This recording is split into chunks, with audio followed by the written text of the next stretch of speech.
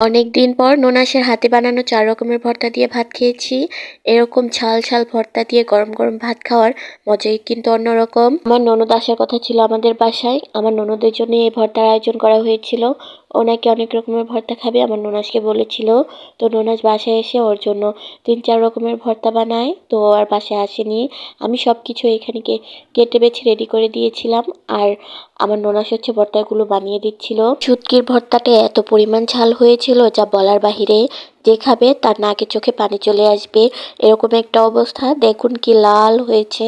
আর মরিচগুলো এত ঝাল এত ঝাল যা বলার বাহিরে। আমি আমার ননাসকে বলেছিলাম মরিচ আর একটু কম দিতে, কিন্তু আমার ননাস অনেকগুলো মরিচ দিয়ে শুটকির ভর্তাটা বানিয়েছে।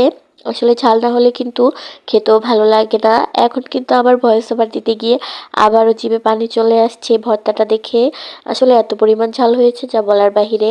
আর এইখানে দেখেন আমার মেয়ে সুযোগ পেয়ে পানি নিয়ে খেলা শুরু করে দিয়েছে। কথা বলতে বলতে কিন্তু আমার ননাসের শুটকির ভর্তা বানানো প্রায় শেষ পর্যায়ে হয়ে গিয়েছে। শুটকির ভর্তা বানানো হবে আর পাটায় মাখানো ভাত খাওয়া হবে না, তা কি হয়?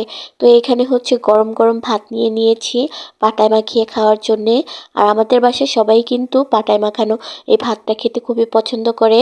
আর আমার ননাস বেশি বেশি শুটকির ভর্তা দিয়ে ভাতটা মাখিয়েছে লাল করে। তারপর আমরা সবাই মিলে এখানে একসাথে বসে এই পাটায় বসেই ভাতগুলো খেয়েছি।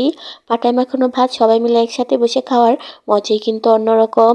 এইখানে আমি, আমার ননাস আর আমার ননাসের মেয়ে সিরিয়াল ধরে বসেছিলাম কখন ভাতগুলো মাখানো হবে আর কখন আমরা খাবো। তারপর এই যে কপ কপ করে সবাই খাওয়া শুরু করে দিলাম। সাথে একটা আস্ত পেঁয়াজও নিয়েছি কেটে। শুটকির ভর্তা দিয়ে ভাত মাখানো, সাথে এই কাঁচা পেঁয়াজটা দিয়ে ভেঙে ভেঙে খেলে কিন্তু দাঁতের মধ্যে যখন এই পেঁয়াজটা বাজবে তখন কিন্তু খেতে আরো বেশি ভালো লাগবে। তো তার জন্য আমরা সবসময় এইভাবেই খাই। আর কথা বলতে বলতে আমি ভিডিও করতে করতে ওরা এদিকে খেয়েও নিয়েছে মামে। তারপর আমি অল্প একটু খেয়েছি। ভর্তা দিয়ে পাটায় মাখানো ভাত খাওয়া শেষে তারপর আরো বাকি ভর্তাগুলো বানানো বাকি ছিল। তো ওইগুলো সবকিছু যা যা লাগবে ভর্তা বানানোর জন্য আমি সবকিছু কেটে রেডি করে দিয়েছিলাম। তো আমার ননাসকে বলেছিলাম যে আপনি আমাকে এই ভর্তাগুলো মাখিয়ে দিন। তো এখানে আমার ননাস হচ্ছে ফার্স্টে আলু ভর্তাটা মাখিয়ে নিয়েছে। এখানে আলু ভর্তা মাখানোর সময় আমাকে সরিষার তেল দিতে বলেছিল, তো আমি ভুলে গিয়েছিলাম। তো তারপরে আবার এনে সরিষার তেলটা দিয়ে আরও মাখিয়ে নেওয়া হয়েছে। এরপর হচ্ছে মাছ ভর্তা বানানো হচ্ছে।